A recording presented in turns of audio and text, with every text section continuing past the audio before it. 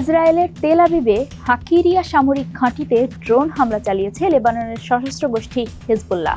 13 November সংগঠনটির পক্ষ থেকে দাবি করা হয়েছে প্রথমবারের মতো সেখানে হামলা করেছে তারা। তবে হামলার দাবি করার 1 ঘন্টা পরও এর ফলাফল সম্পর্কে আর কোনো তথ্য দেয়নি হিজবুল্লাহ। এদিকে বার্তা সংস্থা রয়টার্সের প্রতিবেদনে বলা হয়েছে, হিজবুল্লাহর দাবি অনুযায়ী তেল আবিব শহরের ব্যস্ততম ওই এলাকায় হামলা কিংবা এর প্রভাব সংক্রান্ত কোনো খবর পাওয়া যায়নি। শোনা যায়নি শহরে কোনো হামলার কোনো সতর্ক সংকেতও। তাৎক্ষণিকভাবে ইসরায়েলি সামরিক বাহিনীর পক্ষ থেকে হিজবুল্লাহর এই দাবি সম্পর্কে কোনো মন্তব্য আসেনি। তেল আবিবে অবস্থানরত রয়টার্সের সাংবাদিকও জানিয়েছেন, তিনি এই হামলার কোনো সাইরেন বাজতে শোনেননি।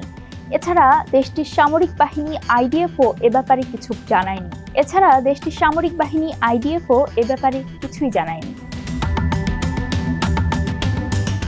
ইসরায়েলের সামরিক বাহিনী ও সরকারের মূল কেন্দ্র তেল আবিবের হাকিরিয়া সামরিক ঘাঁটি। এটি যুদ্ধ বিষয়ক মন্ত্রী পরিষদ সহ অনেকগুলো সামরিক ইউনিটের প্রধান কার্যালয়। ঘাঁটিটি তেল আবিব শহরের ব্যস্ততম একটি এলাকায় অবস্থিত, যার পাশে একটি শপিং মল ও একটি রেল স্টেশনের মতো জনগুরুত্বপূর্ণ স্থাপনা রয়েছে।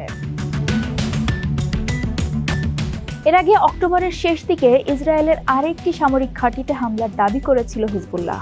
তেল আবিব শহরের উপকণ্ঠে সামরিক গোয়েন্দা ইউনিটের ওই ঘাঁটিতে হামলার পর জরুরি অবস্থা জারি করা হয় শহর জুড়ে। তবে এই হামলায় হতাহতের কোনো খবর পাওয়া যায়নি।